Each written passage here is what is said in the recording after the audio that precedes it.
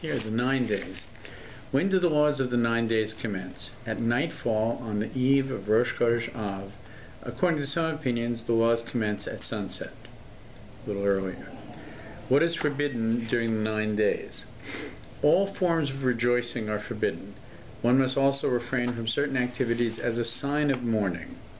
The main restrictions are: 1. Making improvements in one's home or garden. 2. Laundering. 3. Wearing new or laundered clothes. 4. Making or buying new clothes. 5. Eating meat or drinking wine.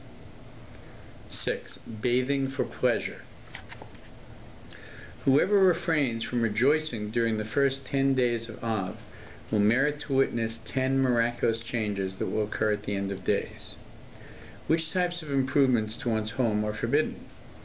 It's forbidden to do any building or construction work that is unnecessary for the basic dwelling. For example, one may not build a vacation home or an extension to one's home. It's forbidden to paint or decorate the home or to replace curtains or cabinets. You know, we have many different laws or many different customs that were at one time very firm minhagim that we don't really do some of them today. I'll give some examples. A Jewish home, in a sign that our lives are not complete and that there's an element of mourning, usually leave a portion of the home that they're building an amo by an amo. It's about 2 feet by 2 feet, unfinished. So, for instance, you might not see the you might have there wouldn't be any plastering. You could see the pipes. Some people just paint a black square on the way into the house. You should see it coming into the house.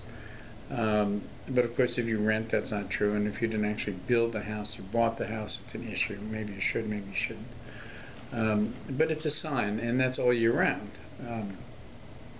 There was a time all year round when we didn't listen to music all year round, actually, out of mourning for the loss of the temple. Used to be that chassid and kala would actually wear a crown when they went to the chuppah. They were like kings and queens on this day. The only remnant we have of this really is that which holds on the veil on the kala's head, and even then it's inappropriate to wear a precious metal, a tiara, for that purpose, because of the loss. We're not the kings and queens we were when we had the base of English. So there are many minhagim like that.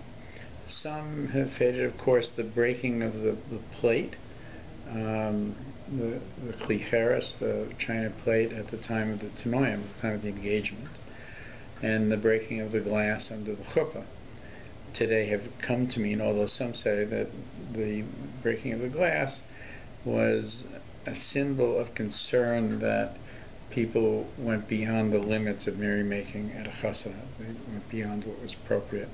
And so glass was broken to kind of bring them back up. But today we hold that it's a memory of the destruction, the korban of the Beis Mikdash. But the ones that I've listed already are ones that we do hold on to today still as a memory. It's also forbidden to paint or decorate the home or replace curtains and cabinets. May such work be done by a Gentile. From Rosh Chodesh, a Gentile may not be called to do such work. If an agreement was made with a Gentile before Rosh Chodesh, the work may be done during the 9 days. However, one should try to postpone the work until after Tisha B'Av, and should offer the Gentile a small sum of money as compensation if necessary. May such work be done for a Gentile. What if you're a Jew working for a non-Jew? Right? A Jewish builder or painter is permitted to work as usual for a Gentile customer. There's no prohibition for the Gentile, right? And it's not the Jew's home. A shul, may one build a shul? A shul, a mikveh, or yeshiva may be built and decorated during the 9 days, since such work is in fact a mitzvah of its own. And it's also, for the kehillah as well. It's for the larger community.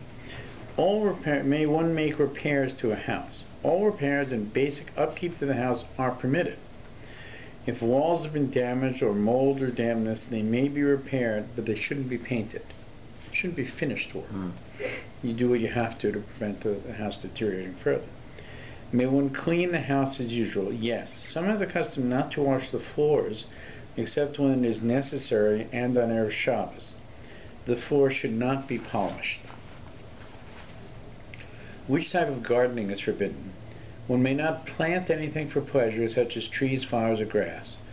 Regular upkeep of the garden, such as weeding, watering, and mowing the lawn, is permitted. So I guess it's not so much landscaping, but just keeping the grass cut. Laundering during the 9 days. You can mow the lawn? You said you can mow the lawn? Yes. Okay, because Debbie's going to probably want me to. Okay. Yeah, you can't get out of that. It's getting long anyways. So I can mow the lawn. You can mow the lawn. Can she put water on her flowers? Yeah. You can do this. The main thing is you don't want to start like a new row of flowers. Oh, okay. You don't want to put it. You don't want to start planting things. And you don't. It's an effort not to be sort of creating new things. There's not a suggestion you should let something be destroyed. If you don't water plants for 9 days, they're dying, and that would be wasteful, and you're not supposed to do that. What's included in the prohibition of laundering? Adults' clothing may not be laundered or dry cleaned, even if the clothing will not be worn until after Tisha B'Av. Towels, dishcloths, sheets, tablecloths may also not be laundered. When is the latest time to do laundry? One may put a wash into the machine on Erev Rosh Chodesh afternoon, provided that it will be finished before nightfall. May one give laundry to a Gentile cleaner? During the 9 days, one may not give clothes to a Gentile to clean. Before Rosh Chodesh, one may give them to a Gentile, even if the clothes will be cleaned during the 9 days. May one wash the clothes of a Gentile? This is permitted until the week of Tisha B'Av. There's a slight difference, right? So we're entering the 9 days now, which is Thursday night, but the week of Tisha B'Av really doesn't start until, and we'll talk about this more, until after Shabbos, and we're into that week itself. For many Sephardim, they don't give as much significance to the beginning of the 9 days, Rosh Chodesh Av, as they do to the week of Tisha B'Av. And on a certain level, that's very understandable, because after all, when does the 9 days start? It starts on Rosh Chodesh Av. Rosh Chodesh by itself is a positive time. So it's like you're entering a more unhappy time on a day that is normally associated with something that's positive. So to me, it's quite understandable why the Sephardim would hold off until the beginning of the week of Tisha B'Av. But by the way, the beginning of the week of Tisha B'Av could have only very few days in it. I mean, what if Tisha B'Av falls early in the week? So that's a good point. In fact, interestingly enough, this year is the 29th, right? Well, this week Tisha B'Av falls a week from Shabbos, right? Which is on Sunday. Yeah. Right. It gets pushed off to Sunday, but Tisha B'Av really is on the Shabbos. We know that. We can't mourn on the Shabbos. 29th, right. So we mourn on the day after, which is on the Sunday.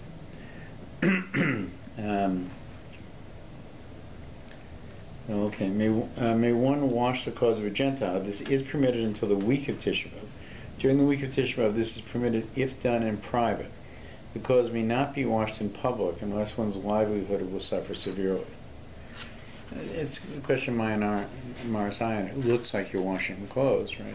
And you have to explain to people why you're not, so you shouldn't do it in public.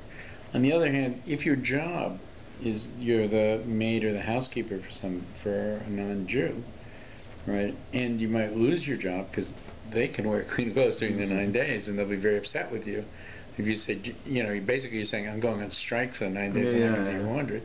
In such a situation, you shouldn't risk losing your job. You do it. May one wash children's clothes? This is important. Clothes of children who constantly soil themselves may be washed during the 9 days. This is approximately until the age of 5 or 6. Clothes of older children until bar bas mitzvah may be washed until the week of Tisha B'Av if necessary. May one wash adults' clothes together with children's? It's a catch. Even when using a washing machine, one may not include adults' clothes with the children's clothes. So it's not an issue of there are many things that we do where we can add something to a process and make it happen. In this case, that's not what the issue is. The issue is you shouldn't have freshly laundered clothes. So you shouldn't be washing them. You shouldn't be focused on it because you're in mourning, and a mourner doesn't, wear starched and shiny clothes. He's an unhappy person, at that point. It's a little bit hard for us to get our heads around this because, we live far away from Israel, and we live in a very distant time from the destruction of the Program. So, we're conscious of the tragedy that had happened intellectually, and we're conscious of the sadness and the dispersal that happened after. But many of us live in, greater comfort than people lived in for thousands of years, even outside of the lands of Israel. And so we have a tendency to see it as some distant historical event in which a building was destroyed, rather than, one of the central tragic events, if not the tragic central event in Jewish history, for which we have not recovered. And we must recover, hopefully, before Tisha B'Av this year. Tisha B'Av should be a time of feasting this year, as the temple is rebuilt.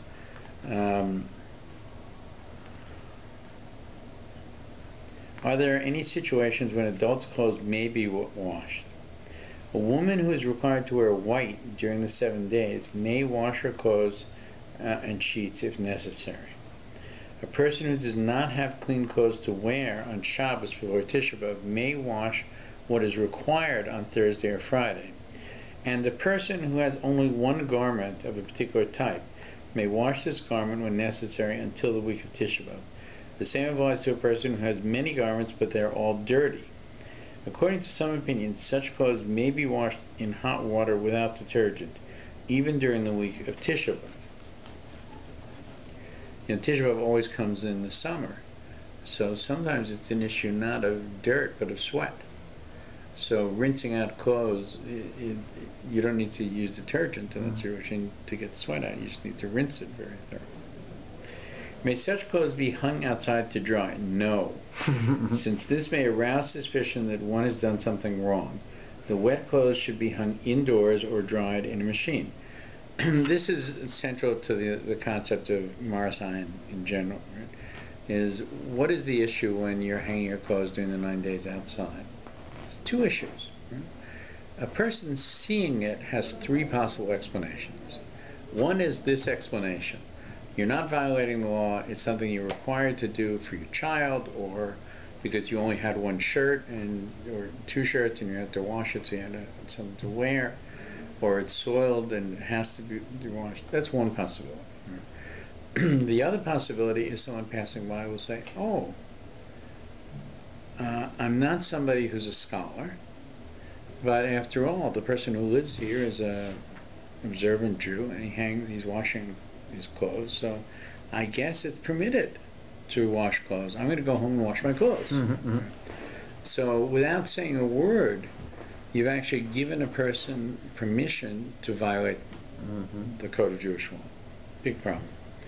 And the third issue, the third possibility, right, is he looks and he sees, and he says, this guy's a Shomer Shabbos.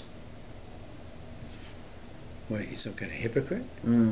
He wants to have, sweet smelling clothes, so he's washing his clothes when nobody else can wash their clothes? Nah. What kind of person is this, right? And the person can come to the conclusion, right, that a person who is an observant Jew is a hypocrite. So the two big areas of concern with all things involving Maras Ayin, and it's a very important thing to understand, is one, if you're observed to be if you're known to be an observant Jew, and you're doing something that appears to be very inappropriate, it means either it's appropriate and the law has changed, or there's a new interpretation, right? Or you're a hypocrite. Right? So for that reason, since we can't explain to people what's going on in a situation, we have to avoid the appearance of doing something wrong. It used to be when people would use dairy creamer and after a meat meal, non-dairy creamer, after a meat meal, they would actually have to put the container, instead of putting a silver pouring pitcher of cream, they'd actually have to put the pitcher with the label, not the pitcher, but the actual box with the label on the table, so that everybody had an understanding. Oh, it's not milk. It looks like milk, but it's not milk. It's non-dairy. Right? Today, with some products, it's not a problem. Today, people understand that they've had a meat meal and they want to whiten their coffee. There are things to whiten it with that are parve. My son doesn't eat meat, so he'll eat a parve hot dog. Right? It means that he has some leniencies in terms of what he can be eating at the same time of parve hot dog. But if he's eating with a lot of other people that are eating meat hot dogs, then it would be inappropriate for him to say sprinkled cheese on his parve hot dog, because it would just throw everybody what's going on here, right? But there is a world in which it's okay because people know there are parve hot dogs now. So, these things about Marasayan do change over time. I would liken the kind of thing where if you're what you just explained about showing your laundry outside and your shomer Shabbos to a person like who wears tzitzit like we do or a kippah, right, and then go in a restaurant, even if you're waiting for someone in a McDonald's. It's actually same thing, right? It's actually a perfect example. Yeah, it's a perfect example because McDonald's is a very interesting case. Right? So this McDonald's that is maybe 5 blocks from where we are in Shul right now. Mm-hmm. Right? If I went there to have a black coffee, it's probably fine in terms of not eating koshers. But what does it look like to anybody passing by? Yeah. Right. All these problems I just described are there. Mm-hmm. However, the same McDonald's, when it's on the thruway, is permissible. I can go to that McDonald's. I can buy myself a Coke or a club soda or a coffee, black coffee, in a paper container, right? And leave, and nobody thinks that I'm violating kashrus at that moment, right?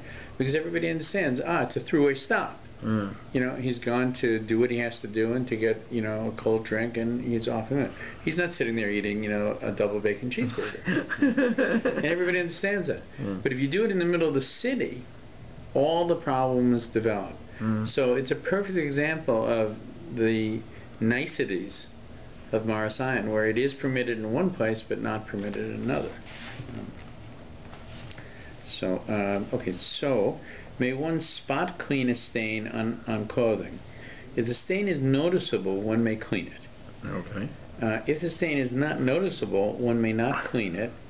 May not clean it thoroughly, but one may rub it with a damp cloth.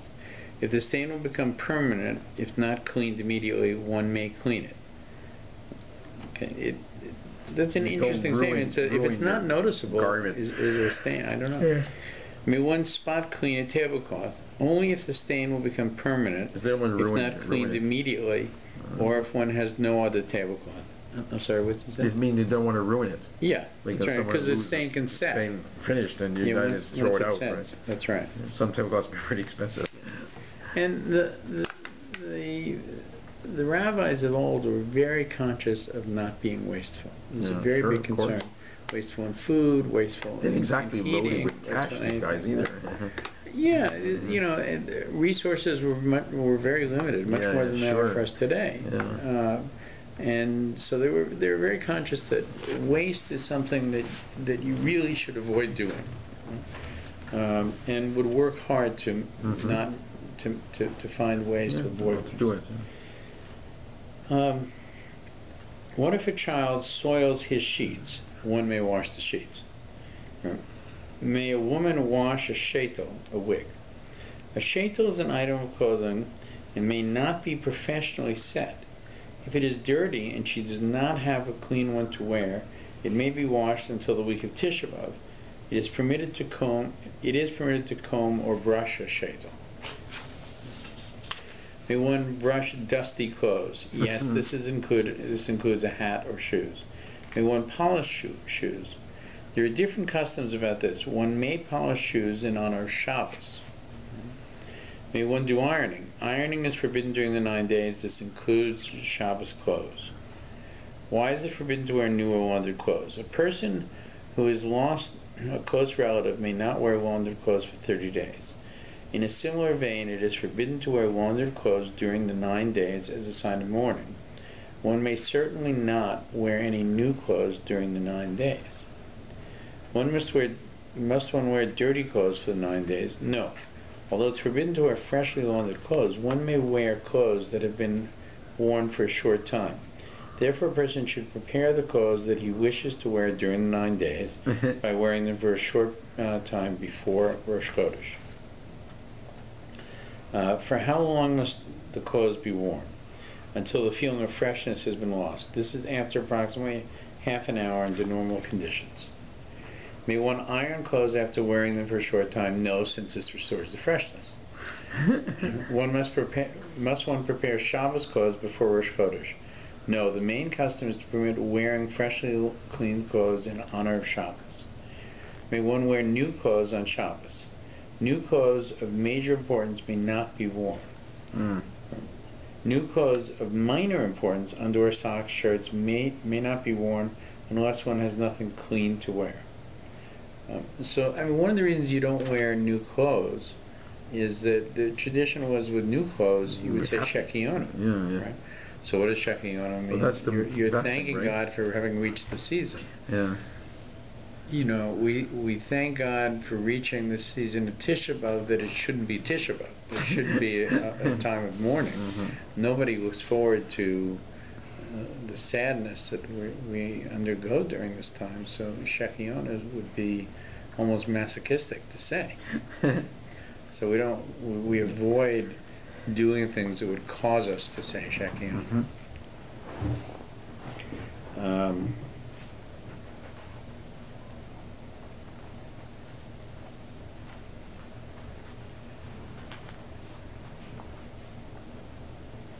Okay, must one prepare underwear before Rosh Chodesh? There are different customs about this. It is praiseworthy for a person to be strict in this matter and prepare even these clothes beforehand. A person who feels sensitive about this may be lenient to wear such clothes even if they are freshly laundered, but only when necessary, including underwear, socks, and pajamas. Must children prepare their clothes for the 9 days? Children from the age of 9 should not wear freshly laundered clothes during the week of Tisha B'Av and should prepare them beforehand. It increases their consciousness that this is a different time as well. What if one forgot to prepare clothes before Rosh Chodesh? He should place them on a dirty or dusty floor to remove their freshness. If the floor is clean, he should tread on them to crease them. Alternatively, he may put them in a laundry hamper with dirty clothes for a short time. May one prepare clothing by wearing them on Shabbos? Since it's forbidden to prepare anything on Shabbos for the weekday, one may not wear fresh clothes on Shabbos specifically for that purpose. However, if one needs to dress on Shabbos, he may use the opportunity to wear different clothes when dressing again. For instance, if you're going to take a nap. Right? Therefore, when dressing on Shabbos morning, one may wear fresh clothes as opposed to clothes he wore Friday night. Right? And save clothes worn on Friday night for the following day. The same applies if one goes to sleep during the day on Shabbos. May one wear clothes on a weekday? No, even if the clothes are not freshly laundered, they may not be worn on a weekday. May one wear Shabbos clothes?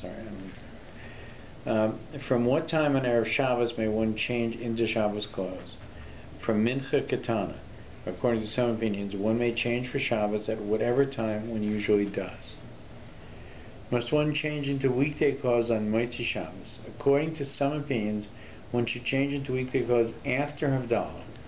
Other opinions say that this is unnecessary and one may remain in Shabbos clothes until bedtime. May one wear Shabbos clothing in honor of a bris? Parents of the child and the sandek and the moil. So the parents of the child, the sandek and the moil, and the woman who carries in the baby may wear Shabbos clothes. According to some opinions, the grandparents of the child are also included. They should all change back into weekday clothes as soon as possible after the bris. It's a very, some years ago, I attended a bris on Tisha B'Av. And psychologically, it was a very, very difficult thing because you have you're living through the tragedy of the korban and you feel it, and everybody around you feels it, and you're reading sad things, and there's poems that rend the heart in the service, and you Well, don't get to wear tefillin. Rough. Yeah. And you don't get to wear tefillin in the morning. You don't do tefillin for the 9 days? No. In the morning of Tisha B'Av, you don't. You put on tefillin at Mincha. We'll talk about that a little bit next week. So it's very hard. And then suddenly, it's among the most joyous events that happen, in the Jewish world, is a bris. You're so happy there's a new young man, a young boy coming into the community, and you just don't know how to deal with it. It's a real emotional roller coaster when it happens, but it does happen, and you don't push off a bris because of Tisha B'Av. You have it.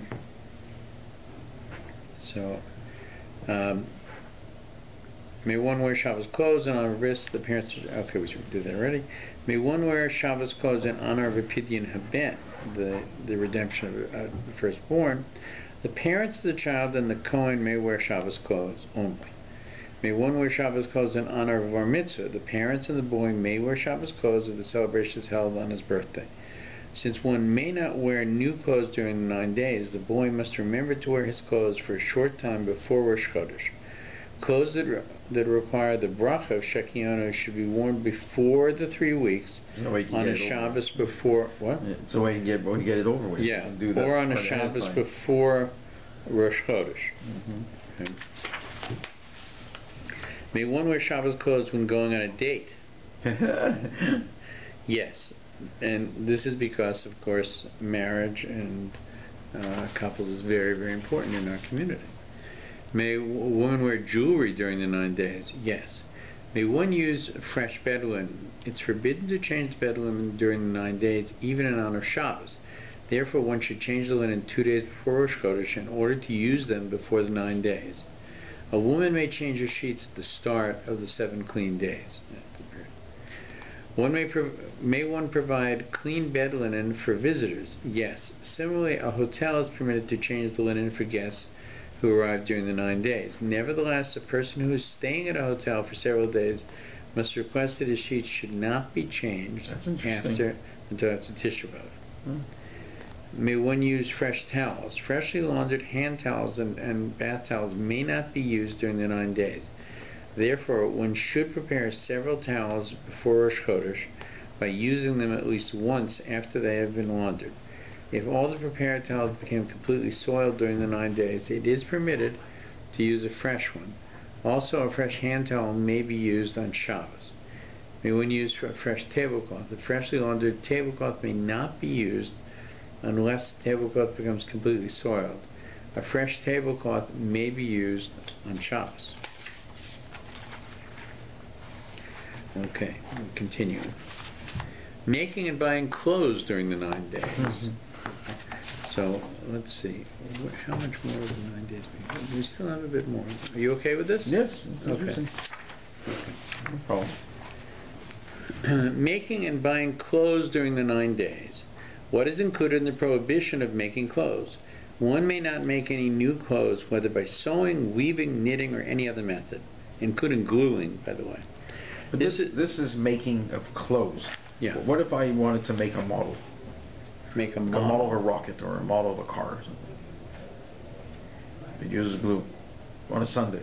No, I don't think that's a problem. I don't think that's a problem. Let's continue actually reading. on Sunday we want to make a stand for something. So yeah, this is for your child or for yourself? It's a combination. It's for the model rockets. Right. Let's read on and see what it says. Okay. One may not make any new clothes, whether by sewing, weaving, knitting. We're talking about clothing now. Yeah, right? Clothing. Okay. This is forbidden even if the garment will not be completed until after Tisha B'Av. One may not do embroidery or other needlework on clothing, tablecloths, etc. It's permitted to cut pieces of cloth in preparation for sewing after Tisha B'Av. Does this also apply to a professional tailor? The custom is to permit a tailor to continue earning his livelihood by making clothes for others. If possible, he should refrain during the week of Tisha B'Av until it is well known that he is doing work for Gentiles, unless it is well known that the work he's doing is for Gentiles. So I guess not too many religious Jews will buy custom-made tailored suit on a week.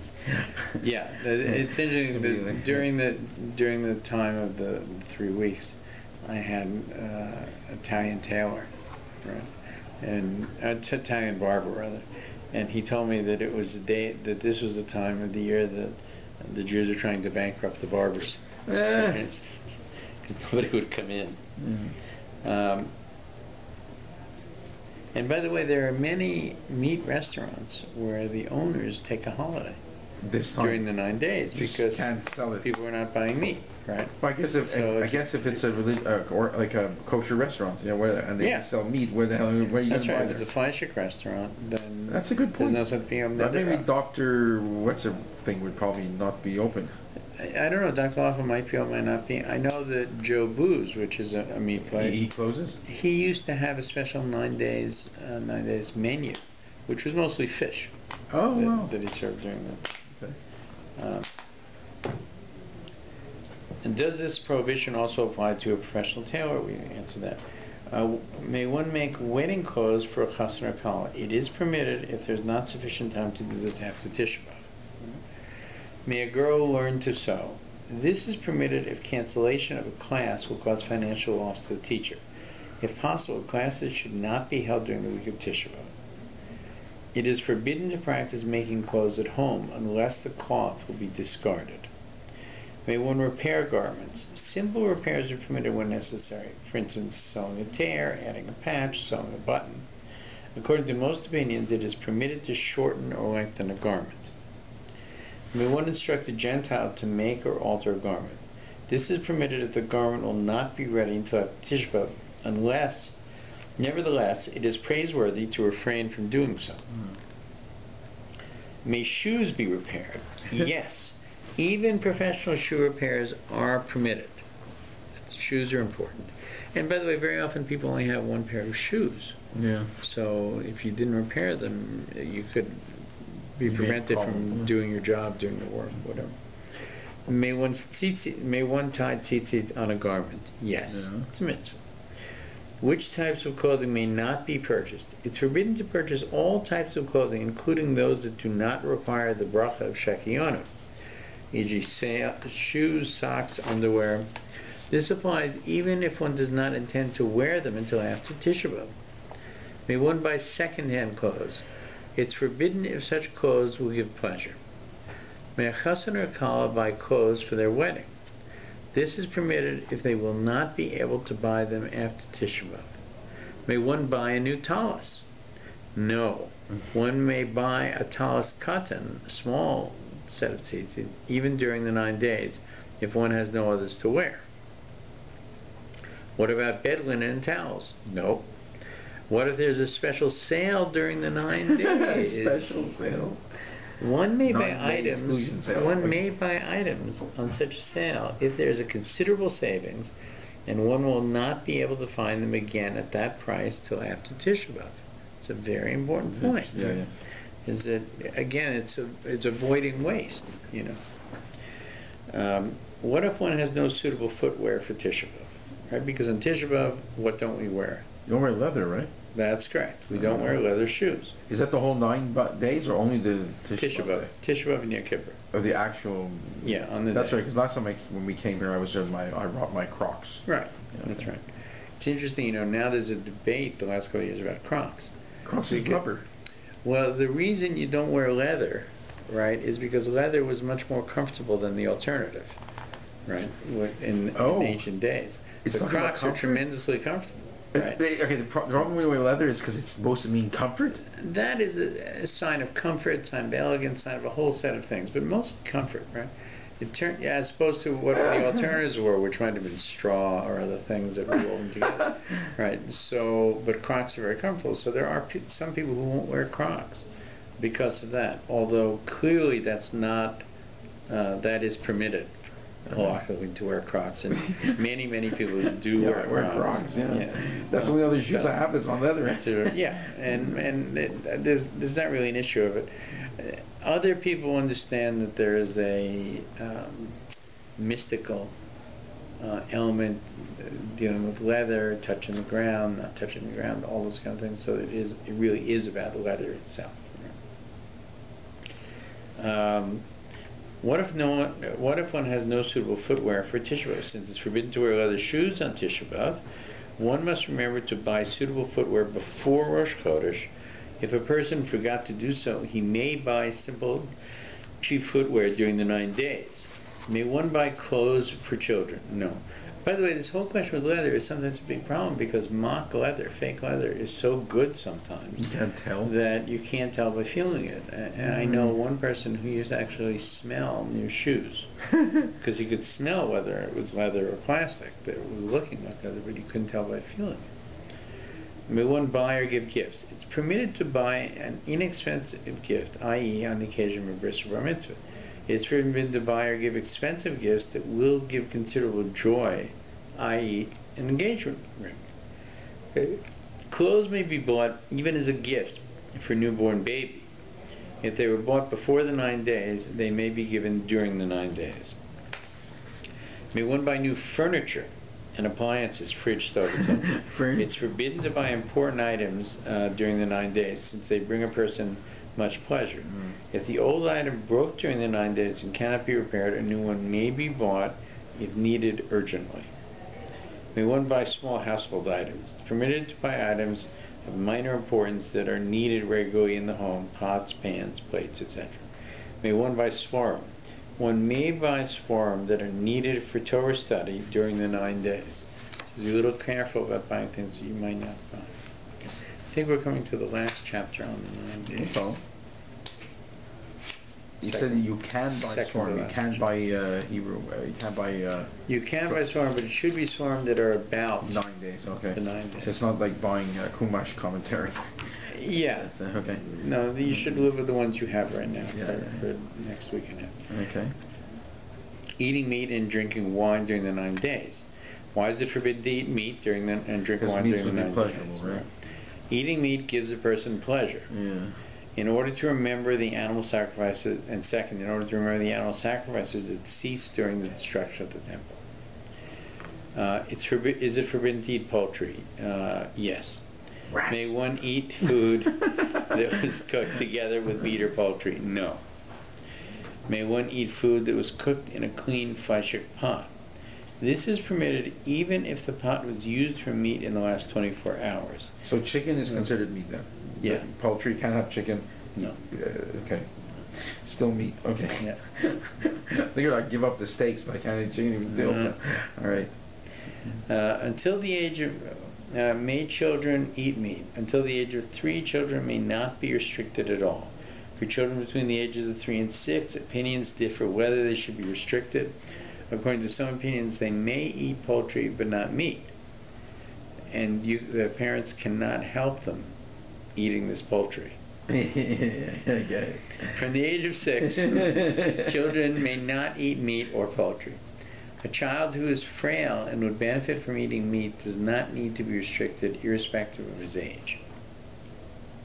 What about a sick or a weak person? A sick or weak person may eat meat.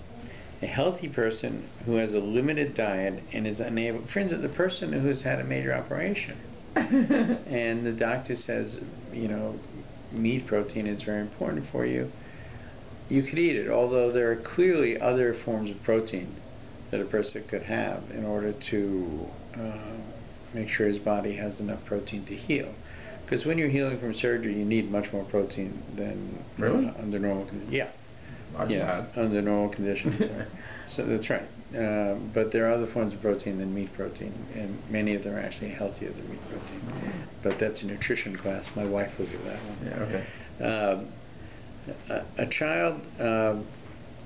A healthy person who has a limited diet and is unable to eat dairy foods may eat poultry or preserved meat that is at least 3 days old. If possible, he should refrain from eating this from the 7th of Av onward. As you're getting closer, it becomes more critical. What about a pregnant or nursing woman eating meat? A pregnant woman may eat poultry or preserved meat that is at least 3 days old. If possible, she should refrain from eating it from the 7th of Av.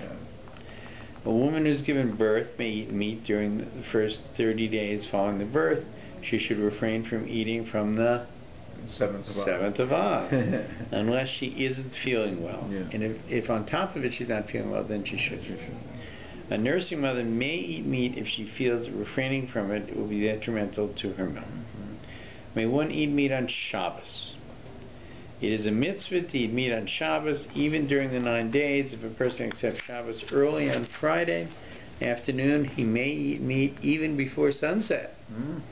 Similarly, if he is eating meat on a Suda Shlishi, he may continue even after nightfall. May children be served their Fleischig Shabbos meal on Friday afternoon. Children who are not yet accustomed to wait until night for the Shabbos meal may be served meat 1 or 2 hours before Shabbos. May one taste the Fleischig Shabbos food on Friday. It's a mitzvah to taste the Shabbos food every Friday afternoon to ascertain whether it is well flavored. You might be willing to help in this matter.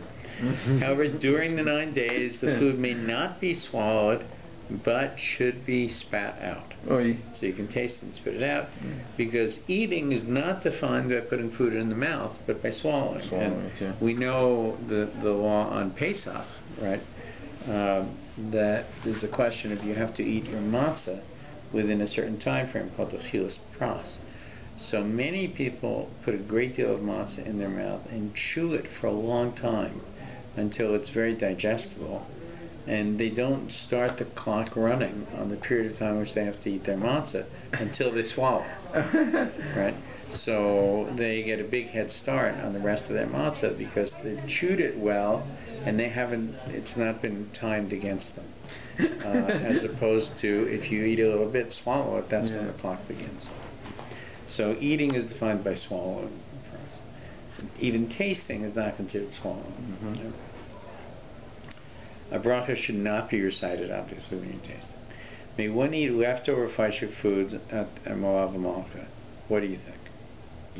Fleischig foods is the milk ones, right? No, meat. Meat. Fleischig is meat. Okay. Yeah, after Shabbos. After Shabbos at a Moav Malka. No, I don't think you can. You are right. You cannot. You're no longer shopping. You can't get the. What about on Rosh Chodesh Av? Unless it's Shabbos, can you eat meat? On Rosh Chodesh. On Rosh Chodesh Av? Yeah.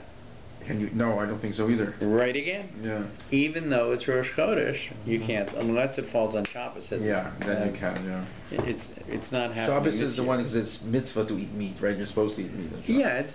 Meat and wine make the heart joyous for most people. Not for vegetarians or people who are uncomfortable. I'll tell you, for me and my family, it does. May one eat meat at a Sudas mitzvah? It is permitted to eat meat in honor of the mitzvah. This includes a bris, a pidyon, a ben, a siyum, and a bar mitzvah on the boy's birthday.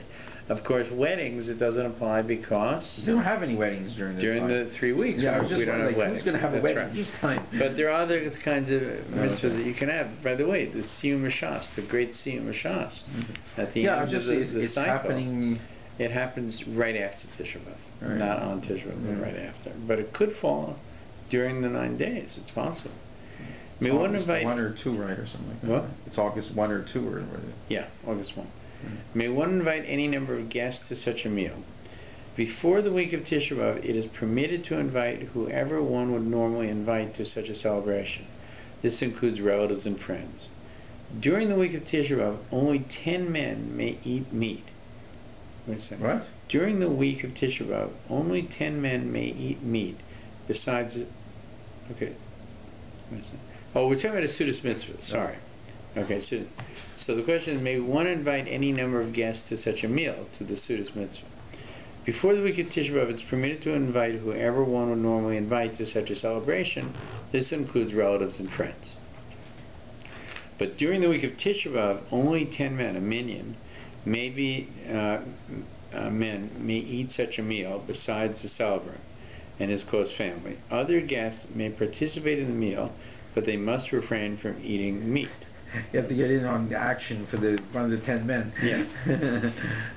If the simcha occurs on Erev Tisha B'Av, the meal must begin before the halachic midday. So it means you're having your siyum at like 10 in the morning. On the completion of which volumes may one make a siyum? A siyum may be made on the completion of any one of the following: a tractate of Talmud Bavli or Talmud Yerushalmi, one of the 6 orders of the Mishnah, one of the books of the prophets studied in depth, one of the 4 volumes of the Shulchan Aruch. May one deliberately hurry or delay the completion of a volume in order to make a siyum during the 9 days. Meat may be served at a siyum only if the volume was studied at the usual pace and the completion happened to occur during the 9 days. If the completion was hurried or delayed, a siyum may be made, but meat may not be served. If a person does not usually celebrate a siyum with a meal, he would preferably not serve meat at a siyum during the 9 days. What if a person recited a bracha on meat during the 9 days and realized his mistake before eating? Uh-oh. No problem. He should eat a minute amount of meat in order not to recite a bracha in vain. Yeah. A chatzi shir, a half a kazan. May one eat parve sausages which look like meat? It's an interesting question. This is permitted since people are accustomed to seeing such foods and will not suspect them of eating meat. Right? So this, but if you'd asked this question 20 years ago, the answer would have been no. What is that? Yeah. It would have been no. Yeah. Even if you could create such a thing. Yeah, they didn't have. Thing is, though, it looks like meat. I mean, they're those parts. Right, but everybody understands, like they do with dairy creamers, that you know, oh, the guy must be eating. You just say, but someone will ask, look at that. Oh no, this is not a real hot dog. Yeah, you should. If you think somebody has a question, you should let them know it's a veggie dog. Absolutely. Veggie dog. May a store sell meat to Jews during the 9 days? This is permitted since one may buy meat on Shabbos for Shabbos, for a Sudas mitzvah, for Shabbos, for a Sudas mitzvah, or for sick people, or after the 9 days. Why is it forbidden to drink wine during the 9 days? Drinking wine gives a person much joy. We all know about Purim. In order to remember the wine libations that have been ceased during the destruction of the temple, very similar to the meat issue. Is grape juice also forbidden? What do you think? Okay, I'm going to say yes. You're right again. You're 3 for 3 today. Yeah. May wine vinegar be used? This may be used since people do not drink it due to its sour taste. Are other alcoholic drinks forbidden? If the drink does not contain any wine, it's permitted. If the drink contains wine, it is permitted only if the taste of wine cannot be detected. According to some opinions, one should refrain from all alcoholic drinks except for a mitzvah or health reasons, since they give a person such joy. So here's a question, which I'm not going to answer because it's a whole other shir. But scotch is made in sherry casks. Yeah. Casks that have absorbed all the taste of sherry. Now you put the scotch to age in the cask. It has the taste of wine in the scotch. Right? Do we view that as an issue? It's a good question. It's a very good question. It involves a long answer, which I won't do right now. But in some cases, depends really how much sherry has gotten into the scotch. There are some people hold you shouldn't have it. You shouldn't have it. Because very often they now make casks with as much sherry as they can on it to come out into the scotch, because that makes the scotch taste better. Right? But that's a problem when you do that. Okay, you're not allowed to drink wine inside the 9 days, but if Shabbos is, for instance, Friday night, that's already in the 9 days. Can you drink, but you have to have wine for Shabbos. You make Kiddush. Yeah. Right? You can have wine during Shabbos. But here's a problem, which we're going to come to. What do you think the biggest problem about wine during the 9 days is? Think hard. When do you drink wine and it's after Shabbos? When do I drink wine that's after Shabbos? Yeah. Well, there's for Havdalah. That's right. Yeah. Because you don't make it to Havdalah until after 3 stars. Yeah. So now you're into the weekday. Yeah. And you're not permitted to drink wine during the weekday. Okay, so how are you supposed to do Havdalah then? It's a good question. Let's continue. Okay. Why is it forbidden to drink? What's grape juice from? May one eat cooked or baked foods that contain wine? Although wine enhances the taste of food, this is permitted provided that one cannot detect the actual taste of wine. According to some opinions, one should not add any wine when cooking in case he inadvertently drinks some of that wine. Yeah, some chefs. Yeah. One for them, one for me. Yeah, one for me, yeah. May one drink wine on Shabbos? Yes. Therefore, wine or grape juice may be used for Kiddush as usual and may be served during the meals. May one drink the wine of Havdalah? There are different customs about this. Okay. You might have guessed that. Yeah, sure. According to some opinions, customs. Wine should be given to a child between the ages of 6 or 9. It might be better to use grape juice than that. If such a child is not available, the person reciting Havdalah should drink the wine himself. According to other opinions, the person reciting the Havdalah should drink the wine himself. So some say yes, some say if you can have a child do it, it's preferable. I know an ex-child who likes to do it. How much wine should be drunk? One should drink the majority of a revius, if possible, and one should drink a complete revius in order to recite the afterbracha. Should one use grape juice for Havdalah rather than wine? According to some opinions, this is preferable. Indeed, according to these opinions, one is not required to give the cup to a child when using grape juice. That's interesting. Only when you're using wine should you get the child drunk. Yeah. Or it's grape juice, he doesn't. Doesn't matter. Should one use beer for Havdalah rather than wine or grape juice? No. One may not use beer when wine or grape juice are easily available. So Havdalah can be made on a number of different things. It's viewed, it's a little hard to explain, but if it's a liquid that's viewed as a chashav, as an honorary liquid, then you can use it for Havdalah. It doesn't have to be wine. So you could use grape juice. You could use beer. Some say you can use coffee. Coffee is not an inexpensive liquid. You can use coffee. Many people use fruit juice for Havdalah. So there's a number of possibilities that you can use for it if you need to. May one drink wine on Rosh Chodesh Av? What do you think? No. You're right. May one drink wine at a Sudas mitzvah? Yes. This includes the wine used for benching. May one drink the wine used at a bris ceremony? Although this wine is used in honor of the mitzvah, the custom is to give it to a child aged 6 or above, or to a mother of the baby if she is present. The child or the mother should listen to the bracha that is recited over the wine and not speak until she drinks it. If neither is available, the person reciting the bracha should drink the wine himself.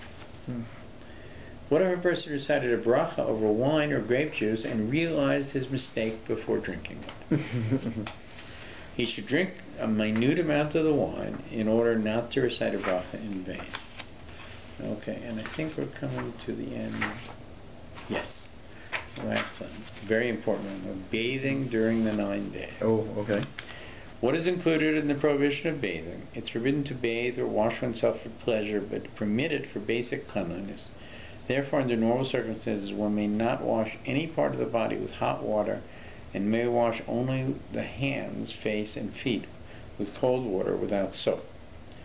What if part of a person's body is dirty or perspired? He may wash the affected area. Hot water or soap should not be used unless the dirt or perspiration cannot be removed otherwise. Very often it's a cold shower. You got it. Oh. What if a person's entire body is perspired? According to most opinions, he may take a cold shower if he feels this is required for basic cleanliness. Soap should not be used unless necessary. According to some opinions, there is an additional limitation that he may not wash the entire body at once, but should wash one area at a time. And according to some opinions, only a very sensitive person may take a shower, and each individual should use his judgment before being lenient in this matter. What about washing your hair? Well, it's included in this. We'll come to it in a second, actually. Because when I get up in the morning, my hair's a nightmare. You can wet it. Yeah. May one be bathed as frequently as necessary for basic. May one bathe children. They may be bathed as frequently as necessary for basic cleanliness. May one shampoo the hair. This is permitted if he has a scalp condition that causes irritation, or his hair is full of perspiration, or he's a very sensitive person. May one bathe on Erev Shabbos? According to most opinions, one may wash only the hands, face, feet, and hair with hot water and without soap. Right? So you can use hot water for Erev Shabbos. Right? According to some opinions, one may bathe as usual, especially in hot countries where people are accustomed to bathe more frequently. When Rosh Chodesh Av is on Friday, this year, one may bathe the entire body with hot water and soap. When the 8th of Av is on Friday, one should bathe before halachic midday if possible. So that'll be next week. With hot water. Before Shabbos. Before halachic midday. Midday. Right, hot sauce. May one bathe for medical reasons. It's permitted since it is not a pleasure. Therefore, a weak or sick person who is advised by his doctor to bathe in hot water or hot springs may do so. Similarly, a pregnant woman may bathe in hot water during the 9th month if she believes that this will be beneficial to her health. Last 5. How should a woman prepare herself for the mikveh during this time? She should wash herself and immerse in the mikveh as usual. Similarly, she may wash herself as usual before the 7 clean days. If the immersion will be on Motzi Tisha B'Av, the custom is to make all preparations after the fast unless the fast finishes late. So, if possible, you would push off, and if it's Motzi Tisha B'Av. Tisha B'Av is a fast. The whole day Tisha B'Av is a fast. Tisha B'Av is Tisha B'Av is a full fast. May a person immerse in a mikveh. May a man immerse in a mikveh. A man who is accustomed to immerse himself every Shabbos, every Erev Shabbos, may do so on Erev Shabbos. And this is also true for a person who is accustomed to do it every day. Erev Shabbos on the 9 days. If he occasionally does not go due to cold weather or lack of time, he may not go during the 9 days. A man who immerses daily before Shacharis, whenever he is tameh, may do so. If possible, he should immerse himself only in a cold or lukewarm mikveh. If he is sensitive and cannot tolerate such cold temperatures, or if no such mikveh is available, he may immerse himself in a hot mikveh. However, in this case, he should not remain in the mikveh longer than is necessary, but should immerse and leave immediately. Is swimming permitted during the 9 days? This is a big issue for people at camp. Swimming for pleasure or exercise is forbidden. Opinions differ regarding swimming for medical reasons to provide relief from physical pains. If possible, one should use other forms of exercise. And there's a couple of reasons. One, of course, is we're avoiding the pleasure of it. Right? The other is that swimming can be a very dangerous activity. And we're very cautious of doing dangerous things during this period of time because bad things have befallen us. What about for children?